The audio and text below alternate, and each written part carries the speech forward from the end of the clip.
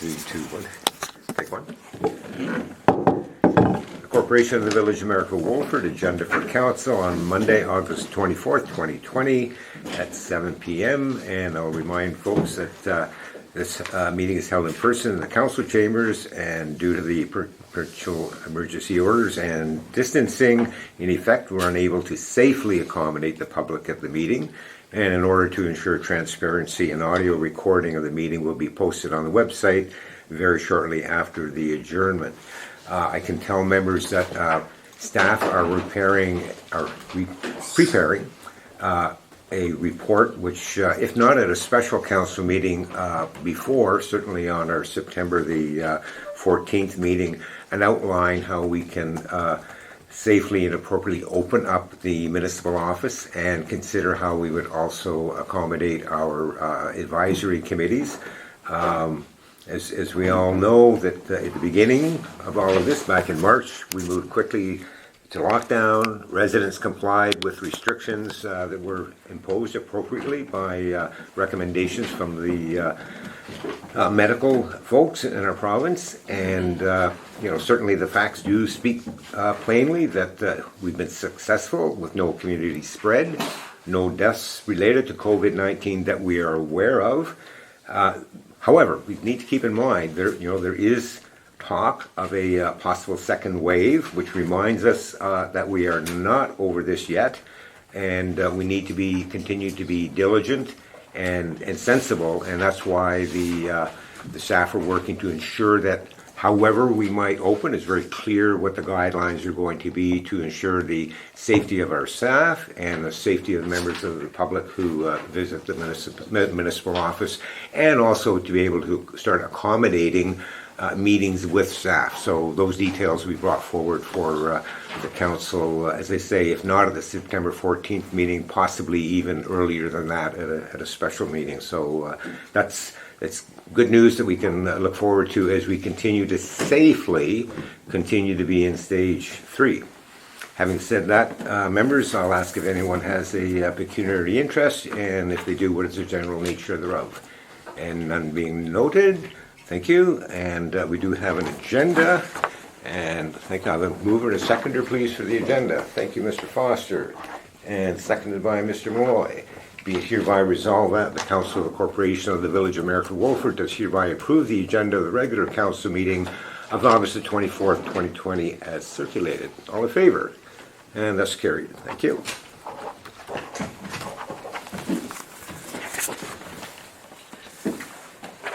And next, members, we do have 2 sets of minutes to approve. The first one is our regular council meeting of July the 27th. If I could move her in a seconder for that, please.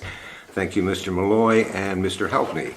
Be it hereby resolved that the Council of the Corporation of the Village of Miracle Wolford does hereby approve the minutes of the regular council meeting of July the 27th, 2020, as at the 2020. Members, are there any errors and or omissions?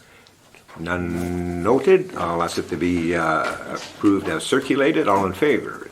And that is carried. Thank you.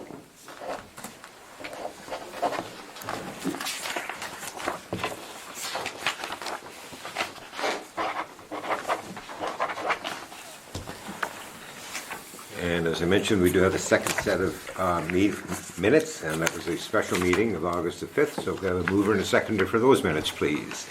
Thank you, Mr. Foster, and seconded by Mr. Cameron. Be it hereby resolved that the Council of the Corporation of the Village of Miracle Wolford does hereby approve the minutes of the special council meeting of August the 5th, 2020.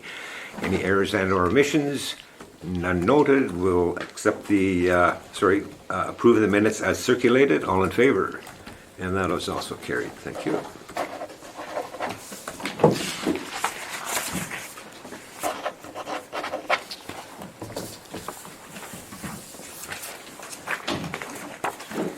And next, members, we do have a motion to receive correspondence for information purposes. So I'll get the motion on the table first. If I can have a mover and a seconder for that, please.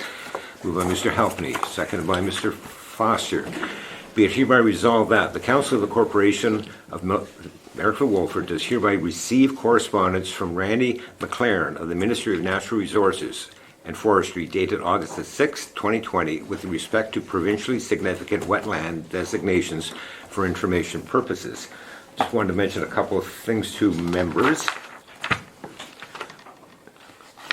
on that. And members certainly will recall earlier this year, and it may even been last year, when we were in the process of doing the review and amendment of our official plan, and it came to light by staff that there was some changes in the mapping for provincially significant wetlands. Came attention to the property owners who were very concerned because not only they, but the municipality had never received any formal notice other than doing that process. You download the mapping from the province of Ontario provides. Council passed a motion, widely circulated around the province, and actually on that note, I think there were close to 30 municipalities supported our motion. Our concern was as was the property owner, the process that the province went through to evaluate a change in the property, and as opposed to what has been typically left with, if you don't like it, you hire someone to an evaluation and convince us. This did receive the attention not just of the Premier, we sent it to the Premier's office, but more specifically in terms of an action to the Minister responsible for natural resources and forestry. And in the correspondence to us that we received earlier this year, March the 27th this year, the Minister states, "We appreciate you raising your concerns regarding the expansion of the Wolford Bog provincially significant wetland. I understand the Regional Director is carrying out a comprehensive review to determine if the OWES, which is the Ontario Wetland Evaluation System, if those procedures were followed for the update. Once this review is complete, they will be in contact to advise you of the outcome of this review." And members may also recall that because we had not heard anything, I was able to secure a delegation with the Minister during the recent virtual AMO conference. So you can see in the correspondence we have in our packages that the response from the Ministry is, upon review of this file, it was determined that the wetland update of 2010 was not documented. Is this the one from Randy McLaren? This is the one that I'm now reading from, yes. Is that Randy McLaren? Yeah. Yes? Yes, Okay. correct. So Upon review of this file, it was determined, sorry, I'll So finish. where are you in the letter? Not at the beginning. The one that is, third paragraph down. That page. This page? Upon review of this file, it was determined that the wetland update of 2020 was not documented as required by the provincial wetland record. The requirement to this document information when completed, wetland information, would be found on the OWES manual. Going to the next, continue on the second page from Mr. McLaren. MNRF, Ministry of Natural Resources and Forestry, works diligently to ensure a fair, consistent, defendable position when addressing matters that impact the people of Ontario. MNFR also seeks to hold itself accountable to the same standards, expectations, and requirements for meeting the provincial standards as set out in the OWES. As a result, MNRF is amending the wetland boundary to exclude any additional wetland area added as a result of the 2010 file update. The remainder of the Wolford Bog provincially significant wetland complex will remain per the findings of the original evaluation, which is dated in 1982-85. So what is that saying is formally there will be no change to the Wolford Bog mapping. The property owners in question have been contacted directly through, I do believe, if not the Ministry yet, certainly by Mr. Clark's, our MPP's office. And what that also says is that, and I hopefully will find the piece of paper to share with members, that this information has gone to the County, where they will be, because they are in the process, Mayor for Wolford having approved our official plan review to the county.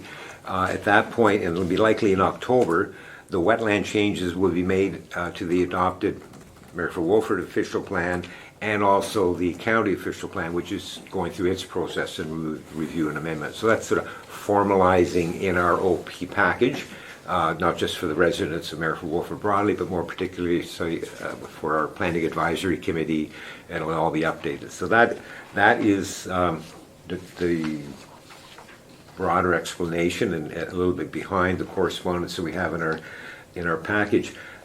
In my conversation with Minister Yakabuski, and I wanted to assure the minister and folks broadly that we do understand the value and appreciate and understand the value of provincially significant wetlands and their designation.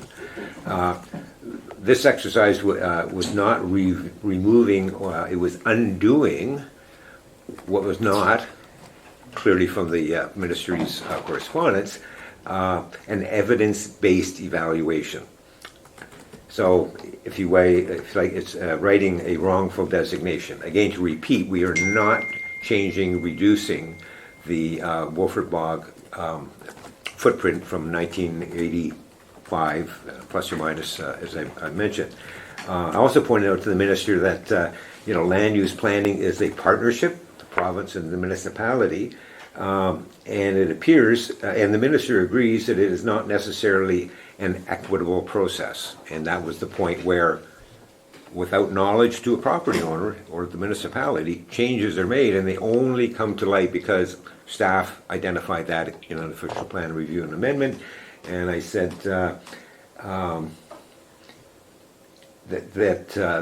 if there's a lesson, the minister did acknowledge that it is not an equitable process, and he is so noted. So what changes may happen down the road, we don't know, but certainly this has brought to light the inequity, to repeat, of the process, at least as far as the properties that were in question in our municipality. So that's the update from that. Mr. Cameron. Yeah, thanks, Mr. Mayor. In your future, better this way, take the mask off. In our future discussions at council table, and when we have opportunities to discuss with other levels of government, particularly with the Ministry of Natural Resources and Forestry, would it be something that we could move forward in requesting that it be a courtesy if they're going to be changing anything in the municipality as far as wetlands and so on and so forth, that it would be nice for a little bit of a reach out, give us a heads up what's going on so that we could address our concerns ahead of their decision. I realize the decision is up to them, but our input I think would be important, since it involves our constituents directly. Is that something that we would be able to move forward on, or have a discussion with, or send a letter? Well, that was the point I was making with the ministry in the delegation I had with him, that needs to take place, and it's been duly noted. So I don't know that we need to, quote unquote, do any more, because as I indicated to the minister, and he agreed, in this particular case there was no evidence that they did an evidence-based evaluation of the property. And that ought to be done, because if you wanted to change it yourself, you would have to come up with that evidence-based evaluation. So that has been done, and it's certainly on the radar of the province through the ministry. And whether we see changes right away or not, I don't know. But this information certainly is broadly known. The decision on this, that the ministry did not do an appropriate EWOS. So there you have it. Yep. Thank you. Thank you. Mr. Malloy. So this letter will, or a facsimile of this letter, will be going out to Johnny Minor and the other? It will come from the ministry, and as I say, our MPP's office has already been in direct contact with them to advise them of of that letter. So they are aware. And the ministry will be sending that and contacting them directly. Should it not be wise for us to send it also? They're well, we could send the letter to them, Well, I'm just saying, absolutely. things And happen with ministries I and don't things think don't that get would sent. be, I don't think that would be, I think there'd be, merit in doing that, yes. Yeah. And we can ask staff to do that. Thank you. Mr. Helpney. Johnny Minor's already been informed Was he? from the ministry, so. But it certainly wouldn't hurt for him to have his own personal file, a copy of that letter. I Yeah, think that would exactly. be. I think so. So, for council's information, you've heard the motion. All in favor? That's carried. Thank you.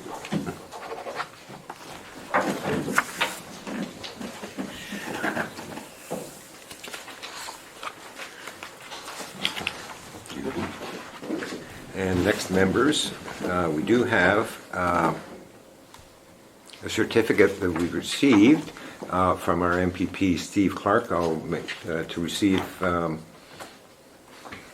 certificate. So a mover and a seconder for that motion, please. Question, Mr. Mayor? before we Oh, proceed? Mr. Foster, yes. I'm not sure if it was anybody else's package, but it's not in mine.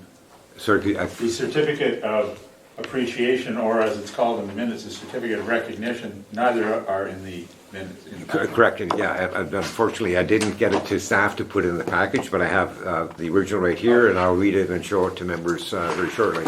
So if I have a mover and a seconder for that, please. Thank you, Mr. Foster. And a seconder, thank you, Mr. Cameron. Be it hereby resolved that the Council of the Corporation of the Village of Maricville Wolford has received the Certificate of Appreciation from the Honourable Steve Clark, Minister of Municipal Affairs and Housing, regarding the village's efforts during the COVID-19 pandemic dated July 2020. And the certificate is here. I'll certainly pass it around in a moment, and I'll read it. With sincere appreciation, Village of Maricville Wolford, on behalf of the Province of Ontario and the people of Leeds, Grenville, Thousand Islands, and Rideau Lakes, thank you for serving and caring for our community during the COVID-19 pandemic. Your hard work and dedication is making a difference by keeping people healthy and safe. And it's signed by Steve Clark, MPP, Leeds, Grenville, Thousand Islands, and Rideau Lakes, July 2020. I'll just, if members like me to pass it around or leave it here, you can see it at the desk afterwards. I will make this comment, and it's on the note of the certificate and the appreciation of what people are doing. We certainly know early on and continue to thank broadly frontline workers, and typically we are thinking of people working in the health community. One of the lessons from the ice storm of 1998 was that we needed to remember to look after the folks who were looking after us. And in 1998, for those that were in our community, that tended to be the firefighters.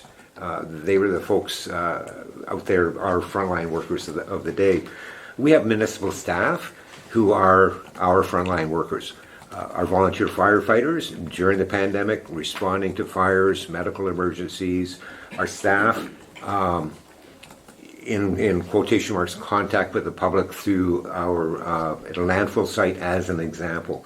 I think this certificate is much for them as much for the residents who collectively, by staying apart, we know the story, ensured that we didn't have an outbreak or spread. Nobody died from COVID-19. So it's as much we should pass on that recognition through the certificate to our municipal staff, and I suggest that when our CAO is able to at the appropriate time with the staff, read that to them, because they are part of the appreciation that we all broadly are and appropriately recognize. So you've heard the motion, members. All in favor? And that is carried.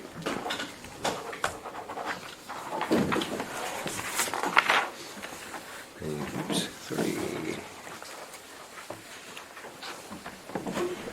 And next, members, it is correspondence for information purposes from Minister Clark regarding financial assistance during the for expenses of the related to the pandemic COVID-19. So I'm a mover and a seconder for that, please. Thank you, Mr. Foster, and seconded by Mr. Helpney. The Council of the Corporation of the Village of Maricville Wolford does hereby receive correspondence from the Honourable Steve Clark, Minister of Municipal Affairs and Housing, regarding the Safe Restart Agreement and emergency assistance in the amount of $85,300 being allocated to the Village of Marysville Wolford, dated August the 12th, 2020, for information purposes.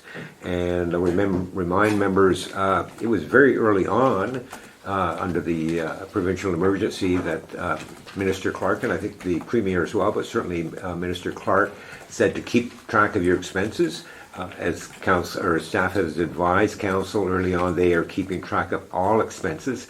So while we had an early look at where we were financially from a budget perspective at our last council meeting, the first 2 quarters, staff will be providing an update on our budget year to date at the end of September, and in that report will be the details specifically of the expenses to date related to COVID-19, and these dollars are available to offset those expenses.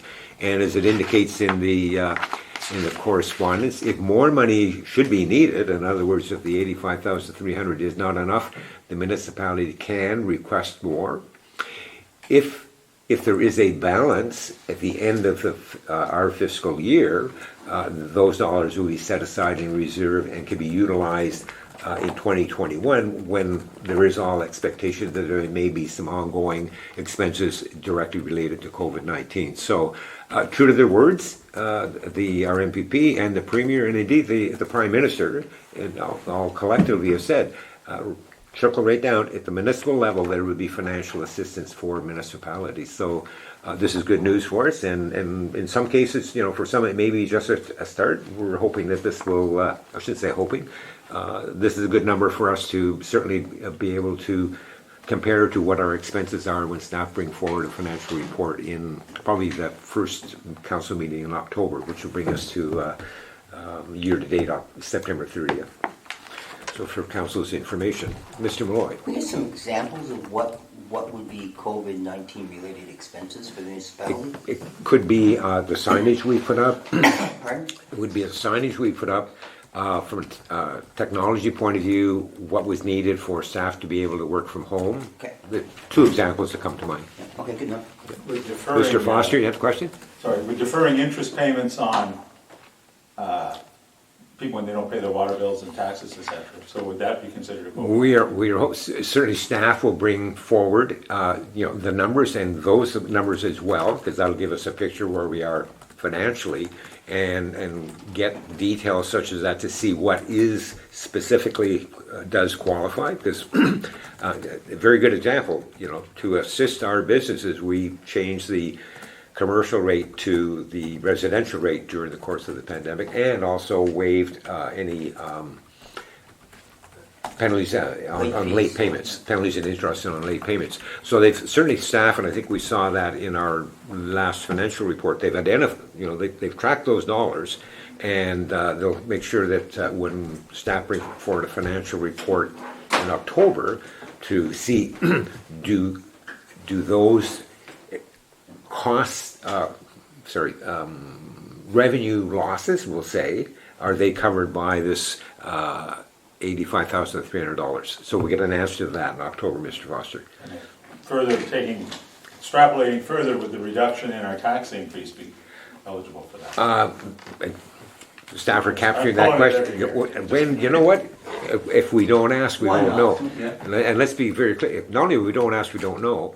They indicate this is a very prescriptive structure the municipalities must follow and report to the province as to, how we are utilizing these dollars. In other words, we'll repave a road. To use, maybe perhaps a silly example, but an obvious example that would not qualify.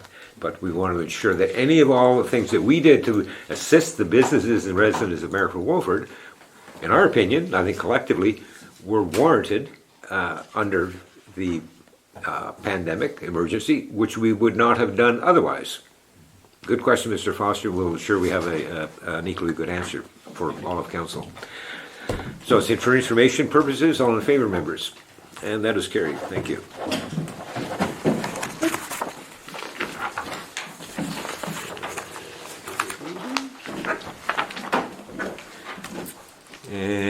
next, members, we do have the minutes of our library board meeting from March the 12th, so I'll have a mover and a seconder for that, please. Mr. Malloy. Thank you. And a seconder, I'm sorry, I didn't see a hand. Thank you, Mr. Cameron. Be it hereby resolved that the Council of the Corporation of the Village of Marrickville Wolford does hereby receive the minutes of the Marrickville Public Library Board dated March the 12th, 2020 for information purposes. It is there for council's information. Anything particular you want to bring to council's attention, Mr. Malloy? Yes, please. You are our council liaison. Yeah, it's not particularly, well, it has to do with the minutes. There was an email sent out by the CAO who questioned the minutes of this date, number 7 in particular. And what he was saying was that I think he was taking issue with the term downloaded onto the board and library reserve fund. The cost of the cost of repairing the back end of the east wall of the library, right? And my point to be made, if he was here, this is the point I would make to him, would be that in the budget prior to this, which would have been the 2019 budget, that repair was part of Public Works. It was on the Public Works work schedule, and the money for the roads repairs were slated on Public Works. And I know that because when we talked with Brad to get the information that he had gleaned before moving forward with it, that work didn't get done in 2018. The next year was 2020. It got moved over to the library. So in essence, it got downloaded onto the library. Question, Mr. Mon? Mr. Foster? So, did the library receive the funds to do the work? No. So that's got to come out of their budget, It comes out of our reserves. out of your reserves? Yeah. Okay, so something the village was willing to pay for, they're not... One year, they're not willing to pay for it another year. I understand, thank you. And my point, and we really need to discuss this because we should clarify it, is that while the library occupies that building, they do not own that building. I've been a landlord for a number of years, and I never charged my tenants the cost of replacing the roof or the cost of replacing the foundation. Right? But that's what's happening here. The municipality is charging the library the cost of repairing the building in which they sit. And that doesn't seem correct to me. So I think what would be beneficial is we can have staff to bring a report back at our next meeting to clarify the ownership, because in the back of my mind, for $1, the library is now owned and operated by. So I think we need that to continue the conversation. Mm-hmm. We need to have that clarification, and then we can certainly continue the point you just made about budgets. And if I may, just to clarify a bit more, there was a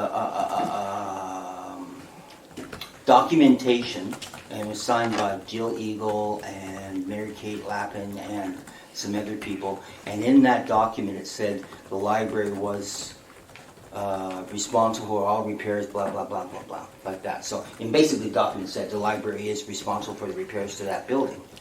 Well, I think my point is there may not be 100% clarification on that, and to continue the conversation, we need to have that But I will document. finish my point. And my point is, it was a badly worded and badly executed document. And I know the CEO was saying, well, that's what it says, and that's not quite the way we should be doing business. Granted, that's what it says, but the building doesn't belong to the library. So we will begin that discussion. We'll start or continue that discussion. Yeah, that's what I say. We ought not be. I wanted to get mine out. Mr. Cameron.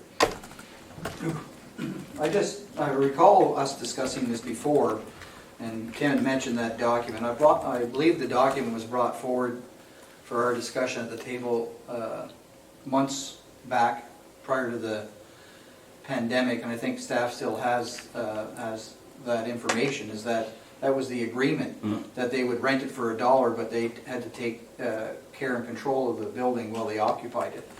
So perhaps maybe a refresher to bring us back up to speed of what decisions That's were made. precisely what I and just documents that indicated. were signed. Staff will bring that back for us. We have a very clear picture, so there's no ambiguity, and we have a clear picture going forward. Mr. Foster?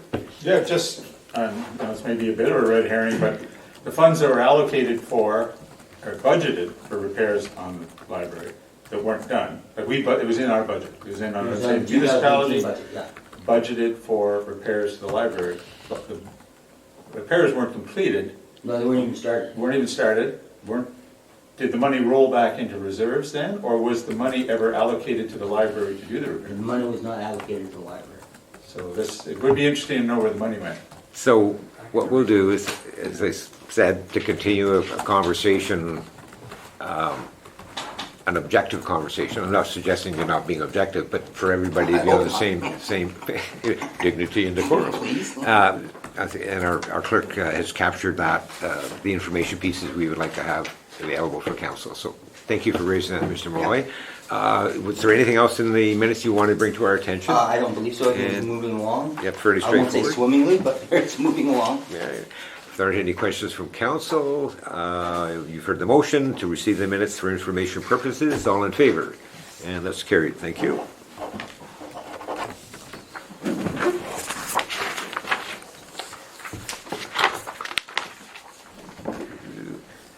And the next, members, is a motion regarding looking for support for the Digital Main Street Digital Service Squad Regional Grant Application. So a mover and a seconder for that, please. Thank you, Mr. Foster. And a seconder would be, thank you, Mr. Helpney. The council, moved by Mr. Foster, seconded by Mr. Helpney. Be it hereby resolved that the Council of the Corporation of the Village of Merrifield Wolford does hereby support the partnership for the Digital Main Street Digital Service Squad Regional Grant Application. And there's a reasonably straightforward letter of support that outlines the program and the opportunity for businesses throughout our municipality of Merrifield Wolford. It is there are some municipalities may be doing the go it alone. I think City of Brockville, for example, might be one, but they have the staff to administer it and so on by partnering with the county. And I think it does say in there are 2 or 3 other municipalities, I would say similar size to ours. I think it's Westport, Front of Young, there may be another one. But by partnering with the county, they're going to be doing the lead in terms of doing the application for the grant. And as the lead applicant, they will be responsible not only for applying, but the hiring and managing of the Digital Service Squad member to deliver the program. So there are no costs to our municipality. The counties do require a letter of support, and that's what the draft letter is there from our CAO to sort of cross the T, dot the I on that. And if the application is successful, Merrifield Wolford businesses will have access to valuable resources and will help them, the expression is pivot into digital business models. So if we go back to, I think it was a meeting in one of our meetings, perhaps in early March, where I indicated that staff were looking at any and all opportunities to assist businesses in our municipality, and they've seen another opportunity for grant money, which will be virtually 100% covered at the county level, not the municipal level, to assist our businesses as they move forward. So, if there aren't any questions on that, I'll call the motion. All in favor? That's carried. Thank you.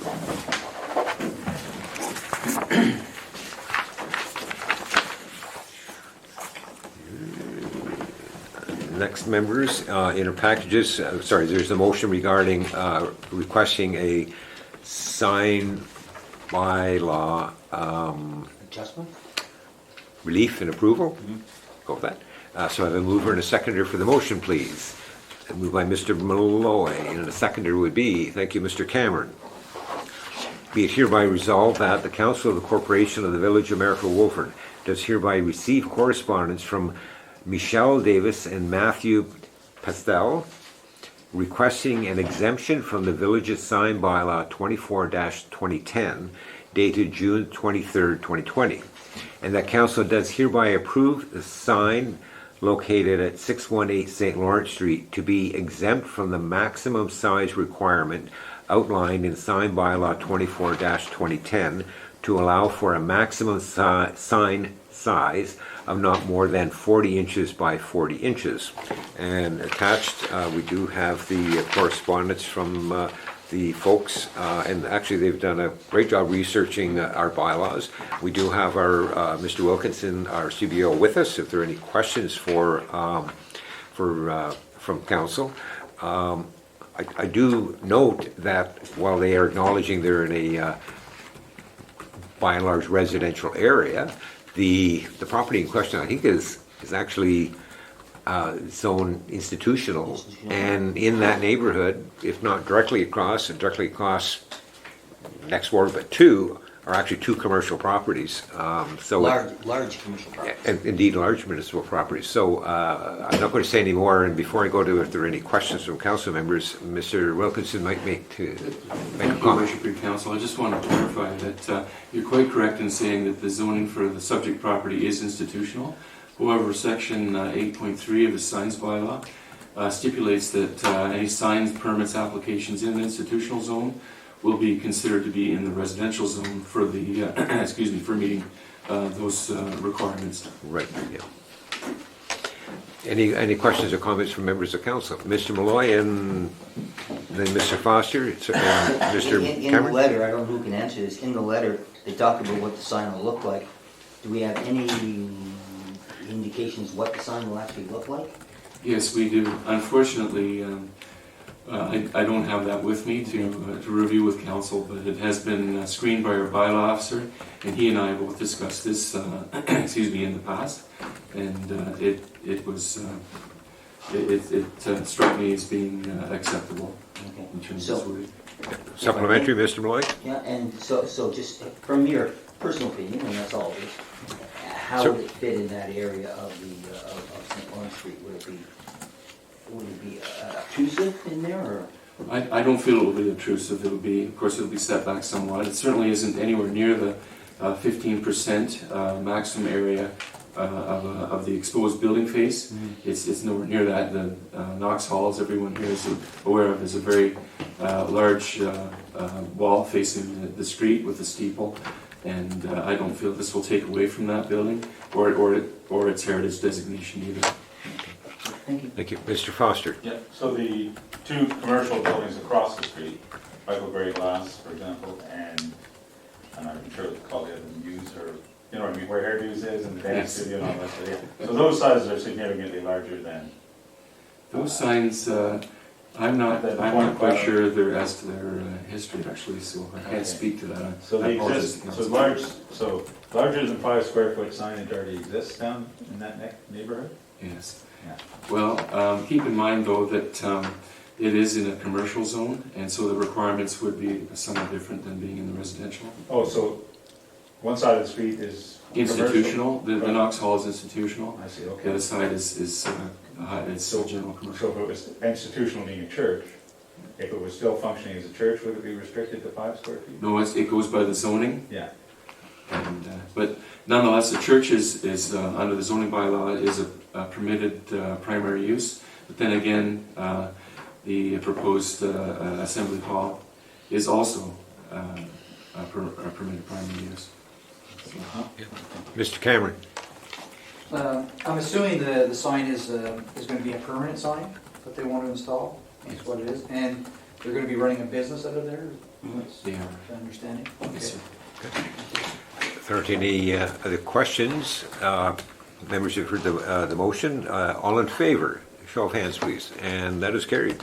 Thank you. Thank you, Mr. Wilkinson. Thank you, Your Worship. And next, members, we have a motion regarding to approve alterations on a heritage designated property. And so if I have a mover and seconder for the motion, please. Thank you, Mr. Malloy, and seconded by Mr. Foster.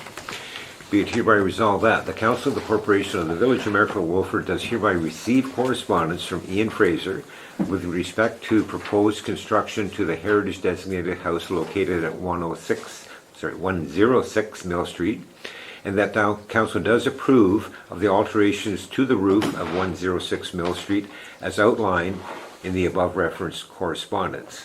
And we do have our chief building official with us. If there are any questions, my observation, and before I go to if there are any questions or even comments from our CBO, is that it appears to me from the verbiage in the designation that it would be what they're proposing to do would be maintaining the original characteristic of the qualities that warranted the designation to begin with. So this is if I could word it this way, sort of a formality, if you will, to cross the T, dot the I for them to proceed. And I'm getting a yes from our chief building official. Thank you. Are there any questions from members of council? None noted. I'll call the vote. All in favor?